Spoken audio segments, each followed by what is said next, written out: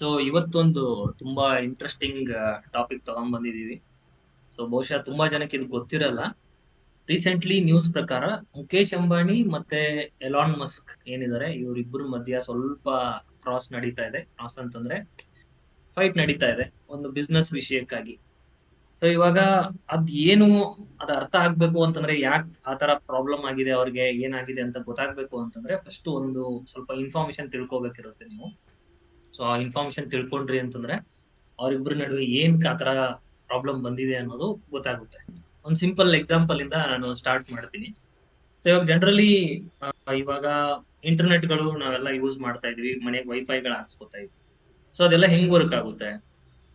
ಅದ್ ನಾನು ಇಂಟರ್ನೆಟ್ ತಗೋಬೇಕು ಅಂತಂದ್ರೆ ಒಬ್ರು ಯಾವ್ದಾದ್ರು ವೆಂಡರ್ ನಾನು ಹೇಳ್ತೀನಿ. ಅವ್ರು ಬಂದು ಕೇಬಲ್ ಎಲ್ಲ ಹಾಕಿ ನಮ್ಮ ಮನೆಗೆಲ್ಲ ಸೆಟಪ್ ಮಾಡಿ ಹೋಗ್ತಾರೆ. ಸೊ ಈ ತರ ಒಬ್ರು ವೆಂಡರ್ ಇರ್ತಾರೆ, ಕೇಬಲ್ ಹಾಕ್ತಾರೆ, ಆಯ್ತು. ಇದು ಸಿಟಿಗಳಲ್ಲಿ ಓಕೆ. ಬಟ್ ಅದೇ ಇವಾಗ ನಾನು ರಿಮೋಟ್ ಲೊಕೇಶನ್ಸ್ ಅಂತ ತಗೋತೀನಿ. ರಿಮೋಟ್ ಲೊಕೇಶನ್ಸ್ ಅಂದ್ರೆ ಯಾವ್ದೋ ಒಂದ್ ಹಳ್ಳಿ. ಸೊ ಇವಾಗ ಮಂಡ್ಯ ಅಂದು ಒಂದು 10-15 ಕಿಲೋಮೀಟರ್ ದೂರದಲ್ಲಿ ಯಾವ್ದೋ ಒಂದ್ ಹಳ್ಳಿ ಇದೆ ಅನ್ಕೊಳ್ಳಿ. ಸೊ ಇವಾಗ ಆ ಹಳ್ಳಿಲಿ ನಾನಿದ್ದೀನಿ. ನಾನೇನೋ ಐಟಿಲಿ ಜಾಬ್ ಮಾಡ್ತಿದ್ದೀನಿ. ನನ್ಗೊಬ್ಬನಿಗೆ ನಂಗೆ ಇಂಟರ್ನೆಟ್ ಬೇಕು. ಸೊ ನಂಗೆ ಇಂಟರ್ನೆಟ್ ಬೇಕು ಅಂತಂದ್ರೆ ನಾನು ಏನ್ ಮಾಡ್ಬೇಕು? ಯಾರಾದ್ರೂ ವೆಂಡರ್‌ಗೆ ಹೇಳ್ಬೇಕು ನಂಗೆ ಇಂಟರ್ನೆಟ್ ಬೇಕು ಅಂತ. ಸೊ ಅವ್ರು ಇಂಟರ್ನೆಟ್ ಹಾಕ್ಬೇಕು ಅಂತಂದ್ರೆ ಎಲ್ಲಿ ಇಂಟರ್ನೆಟ್ ಇರುತ್ತೋ ಅಂದ್ರೆ ಅವ್ರ ನೆಟ್ವರ್ಕ್ ಪ್ರೊವೈಡರ್ ಎಲ್ಲಿರ್ತಾರೋ ಅಲ್ಲಿಂದ ನಂಗೆ ಕೇಬಲ್ ತಗೊಂಡ್ಬಂದು ಹಾಕ್ಬೇಕಿರುತ್ತೆ. ಇದು ಪ್ರಾಬ್ಲಮ್. ಸೊ ಇವಾಗ 10-15 ಕಿಲೋಮೀಟರ್ ನಾನು ಒಬ್ಬನಿಗೋಸ್ಕರನೇ ಕೇಬಲ್ ಎಳೆದು ಹಾಕಕ್ ಖರ್ಚಾಗುತ್ತೆ. ಅದೊಂದು ಪ್ರಾಬ್ಲಮ್ ಇದೆ. ಮತ್ತೆ ನಮ್ ಇಂಡಿಯಾದಲ್ಲಿ ಇಂಟರ್ನೆಟ್ ಸ್ಪೀಡ್ ಕೂಡನು ಅಷ್ಟ್ರ ಮಟ್ಟಿಗಿಲ್ಲ. ಎಷ್ಟೋ ಜನರ ಕಂಪ್ಲೇಂಟ್ ಇದೆ. ಇಂಟರ್ನೆಟ್ ಸ್ಪೀಡ್ ಸ್ವಲ್ಪ ತಕ್ಕ ಮಟ್ಟಿಗೆ ಕಡಿಮೆ. ಬೇರೆ ದೇಶಗಳಿಗೆ ಕಂಪೇರ್ ಮಾಡಿದ್ರೆ. ಓಕೆ. ಇದು ನಮ್ಗೆ ಜನರಲ್ ಪ್ರಾಬ್ಲಮ್ಸ್ ಆಗಿರೋದು. ಸೊ ಒಂದು ನಮ್ಗೆ ರಿಮೋಟ್ ಲೊಕೇಶನ್ಸ್ ಅಲ್ಲಿ ನಮ್ಗೆ ಇಂಟರ್ನೆಟ್ ಸಿಗ್ತಾ ಇಲ್ಲ. ಇನ್ನೊಂದು ಇಂಟರ್ನೆಟ್ ಸಿಕ್ಕರೂ ಕೂಡ ಸ್ವಲ್ಪ ಸ್ಪೀಡ್ ಕಡಿಮೆ ಇರುತ್ತೆ. ಸೊ ನೀವು ಇವಾಗ ಎಲಾನ್ ಮಸ್ಕ್ ಅಂತ ಇವ್ರ ಬಗ್ಗೆ ಏನಾದ್ರು ಕೇಳಿರ್ತೀರಾ? ಕೇಳಿಲ್ಲ ಅಂತಂದ್ರೆ ಎಲಾನ್ ಮಸ್ಕ್ ಒಂಥರ ಅವರು ಇಸ್ರೋದು ಹೆಂಗಿದೆ, ನಾಸಾ ಹೆಂಗಿದೆ ಅವ್ರದೇ ಒಂದು ಸ್ವಂತ ಪ್ರೈವೇಟ್ ಕಂಪನಿ ಇದೆ. ರಾಕೆಟ್‌ಗಳು ಲಾಂಚ್ ಮಾಡೋದು ಎಲ್ಲ. ಸೊ ಟೆಕ್ನಾಲಜಿಯಲ್ಲಿ ಅವರು ಕರೆಂಟ್ ತುಂಬಾ ಮುಂದೆ ವರ್ಲ್ಡ್ ಇದ್ದಾರೆ. Richest man. World richest man ಕೂಡ ಹೌದು. ಸೊ ಅವರು ಟೆಕ್ನಾಲಜಿಯಲ್ಲಿ ತುಂಬಾ ಅಂದ್ರೆ ತುಂಬಾ ಫಾರ್ವರ್ಡ್ ಇದ್ದಾರೆ. ಸೊ ಅವ್ರೇನ್ ಮಾಡಿದ್ದಾರೆ ಅಂತಂದ್ರೆ ಸ್ಟಾರ್ ಲಿಂಕ್ ಅಂತ ಒಂದು ಸ್ಯಾಟಲೈಟ್ ನೆಟ್ವರ್ಕ್‌ನ ಬಿಲ್ಡ್ ಮಾಡ್ತಾ ಇದ್ದಾರೆ. ಸೊ ಇವ್ರದ್ದು ಮೇನ್ ಏನು ಅಂತಂದ್ರೆ ಸ್ಯಾಟಲೈಟ್ ಇಂದ ಇಂಟರ್ನೆಟ್‌ನ ಪ್ರೊವೈಡ್ ಮಾಡ್ಬೇಕು ಅಂತ. ಇವ್ರದ್ದು ಸ್ಯಾಟಲೈಟ್‌ಗಳು ಬೇರೆ ಸ್ಯಾಟಲೈಟ್‌ಗಳ ತರಹ ಅರ್ತ್ ಇಂದ ತುಂಬಾ ದೂರ ಇರಲ್ಲ.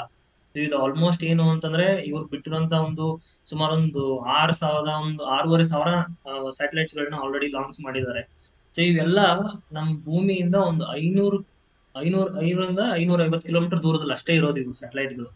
ಈ ಸ್ಯಾಟಲೈಟ್‌ಗಳು ಏನು ಅಂತಂದ್ರೆ ಇಂಟರ್ನೆಟ್‌ನ ಪ್ರೊವೈಡ್ ಮಾಡುತ್ತೆ. ಸೊ ಇಂಟರ್ನೆಟ್ ಹೆಂಗ್ ಪ್ರೊವೈಡ್ ಮಾಡುತ್ತೆ? ಇವಾಗ ನಾವು ಆಲ್ರೆಡಿ ಮನೆಯಲ್ಲಿ ಮುಂಚೆ ನಾವು ಕೇಬಲ್ ಟಿವಿ ನೋಡ್ಬೇಕು ಅಂದ್ರೆ ಕೇಬಲ್‌ಗಳನ್ನ ಹಾಕ್ಸ್ಕೊತಾ ಇದ್ವಿ. ಓಕೆ. ಅದು ಇವಾಗ ಅಪ್‌ಗ್ರೇಡ್ ಆಗಿ ಹೆಂಗ್ ಬಂದಿದೆ? ಡಿಶ್‌ಗಳು ಬಂದಿದೆ. ಆಂಟೆನಾಗಳು ಚಿಕ್ಕ ಚಿಕ್ಕವು ಈ ತರ ಬರುತ್ತೆ. ಮನೆ ಮೇಲೆ ನಾನು ಫಿಕ್ಸ್ ಮಾಡ್ಕೊಂಡು ಅದನ್ನ ಒಂದ್ ಕಡೆ ಅಲೈನ್ ಮಾಡ್ಬಿಟ್ರೆ ಸಾಕು. ಸೊ ಆ ತರ ನಾವು ಇವಾಗ ಟಿವಿ ಎಲ್ಲ ನೋಡ್ತಾ ಇರ್ತೀವಿ. ಸೊ ಅಲ್ಲಿ ಏನು ಕೇಬಲ್‌ಗಳು ಹಾಕ್ಸ್ಕೊಳ್ಳೋದೆಲ್ಲ ಏನೂ ತೊಂದ್ರೆ ಇಲ್ಲ ನಮ್ಗೆ. ಡೈರೆಕ್ಟ್‌ಲಿ ಒಂದ್ ಮನೆ ಮೇಲೆ ಡಿಶ್ ಹಾಕ್ಸ್ಕೊತೀವಿ. ಅಲ್ಲಿಂದ ಮನೆ ಕನೆಕ್ಷನ್ ಟಿವಿಗೆ ಒಂದು ಕನೆಕ್ಷನ್ ತಗೋತೀವಿ.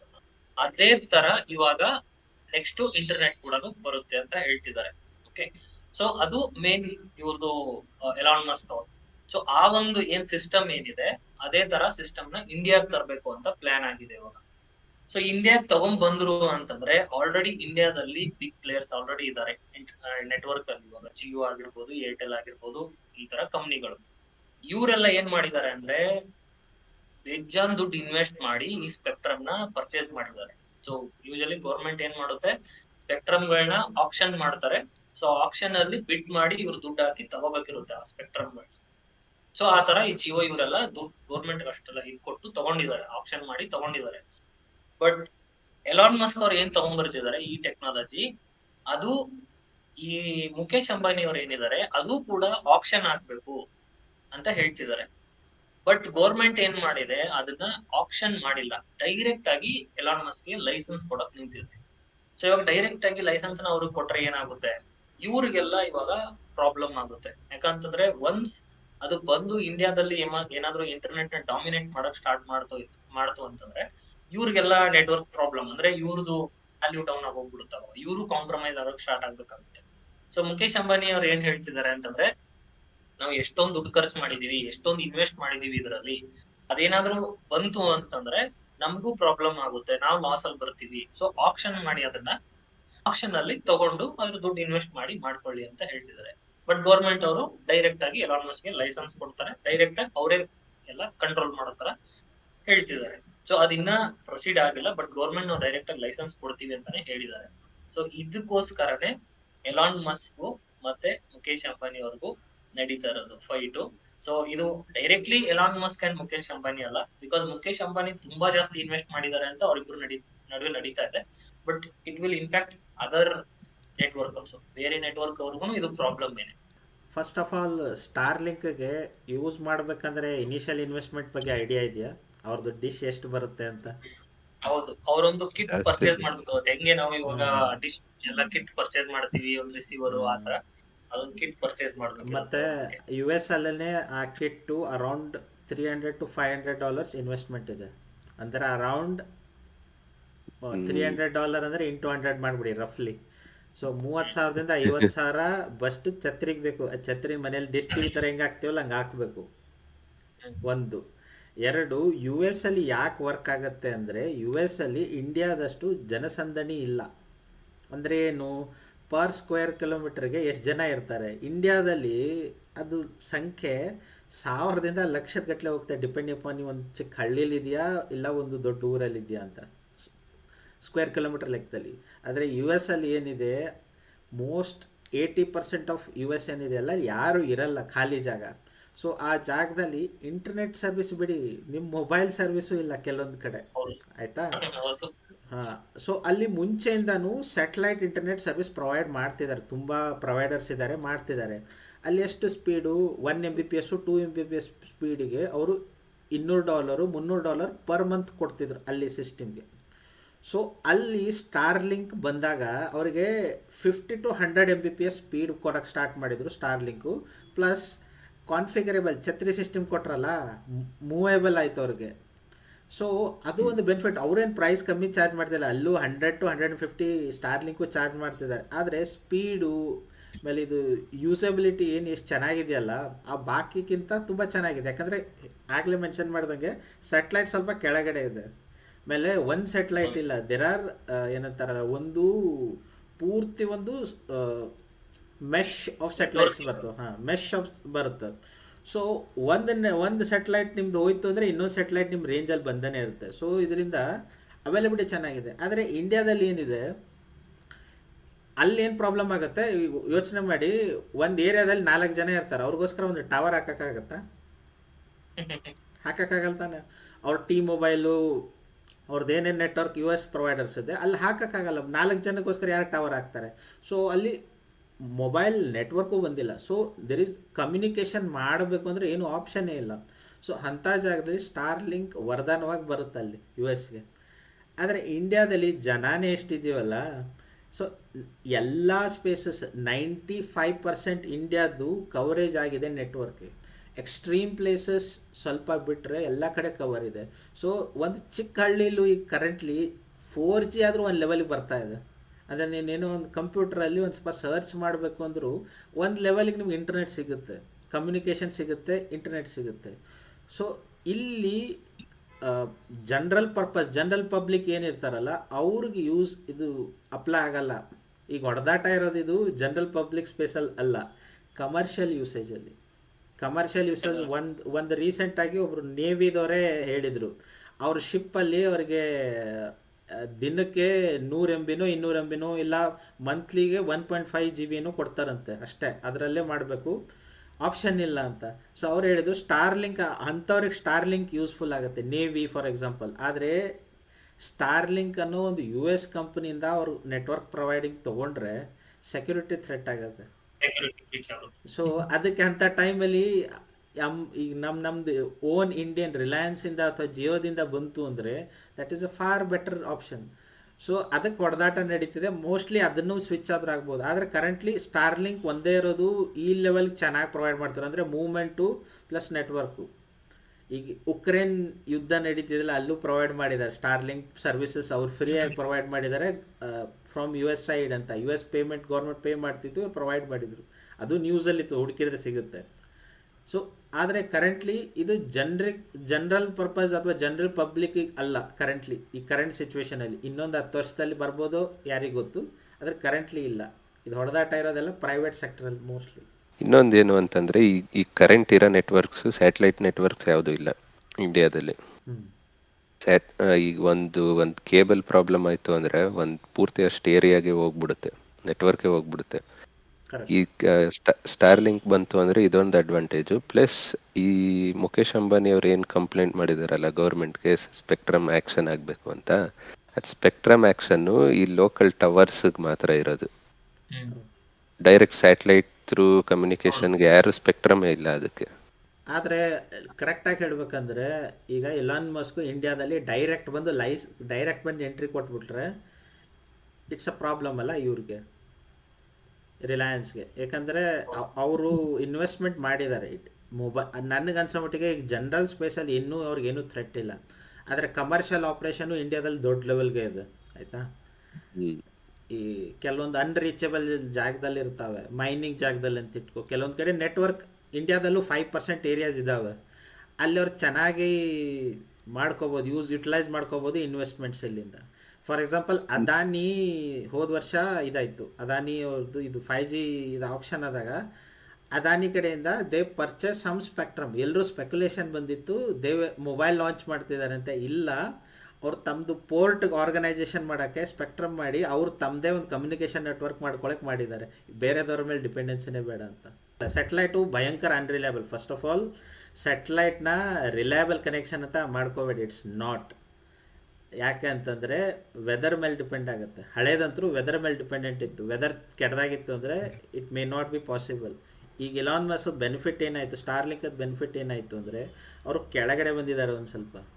ಸೊ ಕೆಳಗಡೆ ಬಂದಿರೋದು ಏನಾಗ್ತಿದೆ, ಅವ್ರದ್ದು ವಿಸಿಬಿಲಿಟಿನೂ ಜಾಸ್ತಿ ಇದೆ, ರೇಂಜು ಜಾಸ್ತಿ ಇದೆ, ಪ್ಲಸ್ ಅದರಿಂದ ಅವರು ಸ್ಪೀಡು ಜಾಸ್ತಿ ಕೊಡೋಕ್ಕಾಗ್ತಿದೆ.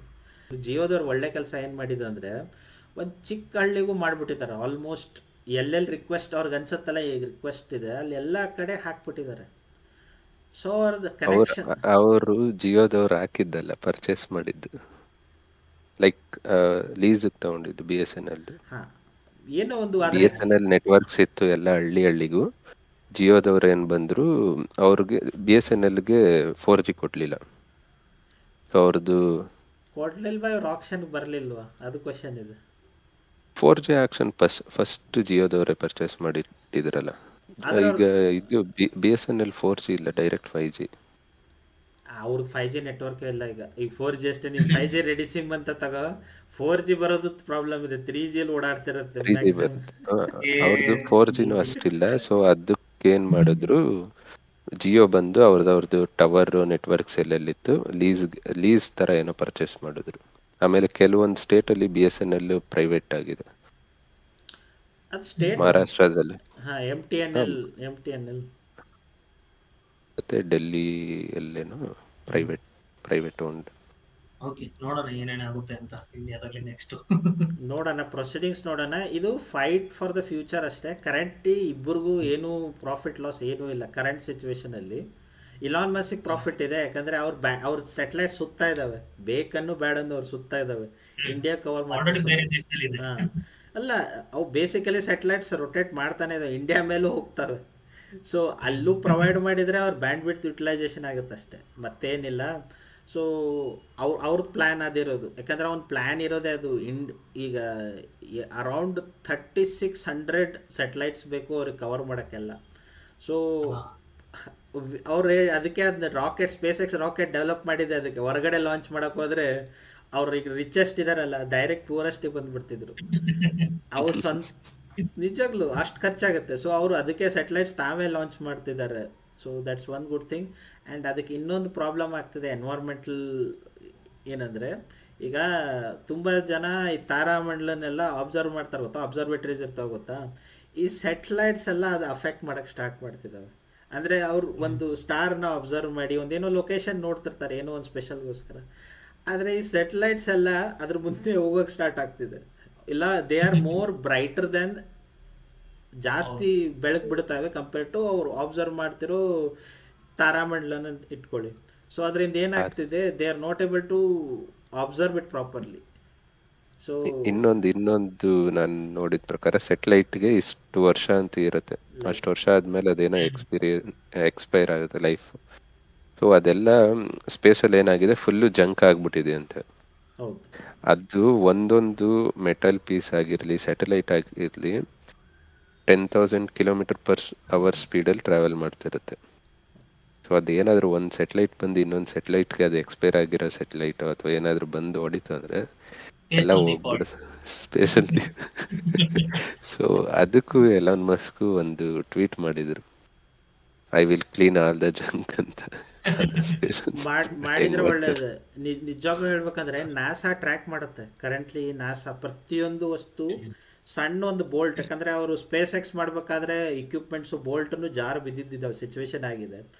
ಸೊ ಆ ಬೋಲ್ಟ್ಸ್ ಎಲ್ಲ they are still orbiting earth, ಸುತ್ತಾ ಇದ್ದಾವೆ ನಮ್ಮ ಭೂಮಿನ 10,000. ಸೊ ಈಗ ನೆಕ್ಸ್ಟ್ ಒಂದು ರಾಕೆಟ್ ಲಾಂಚ್ ಮಾಡಿದ್ರು ಅಂತ ಇಟ್ಕೋ, ಅಲ್ಲೋ ಲಾಂಚ್ ಮಾಡಿದಾಗ ಹೋಗಿ ಸೆಟ್ಲೈಟ್ಗೋ ಏನೋ ಒಂದು ಪರ್ಪಸ್ಗಿರಲಿ, ಆ ಬೋಲ್ಟ್ ಬಂದು ಅದಕ್ಕೆ ಹೊಡಿತು ಅಂದರೆ ಮುಗ್ದೇ ಹೋಯ್ತು. 10,000 ಸ್ಪೀಡಲ್ಲಿ ಹೊಡೆದ್ರೆ ಅವರು ಈ ಕಳಿಸ್ತಿರೋ ಇದೆಯಲ್ಲ, ದೇ ಆರ್ ನಾಟ್ ಫಾರ್ ತುಂಬ ಗಟ್ಟಿಮುಟ್ಟಾಗಿರಲ್ಲ, ಲೈಟ್ ವೇಟಿಗಿರ್ತವೆ. ಸೊ ಯಾವುದು ತಡ್ಕೊಳಕ್ಕಾಗಲ್ಲ.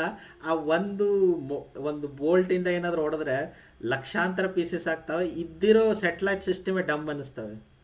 ಸೊ ಆ ರಿಸ್ಕು ಇದೆ. ಸೆಟ್ಲೈಟ್ಸ್ ನಾಳೆ ಏನೋ ಒಂದು ಆಗ್ಬೋದು. ಸೆಕೆಂಡ್ಲಿ ಸೋಲಾರ್ ಫ್ಲೇಮ್ ಅಂದರೆ ಗೊತ್ತಾ,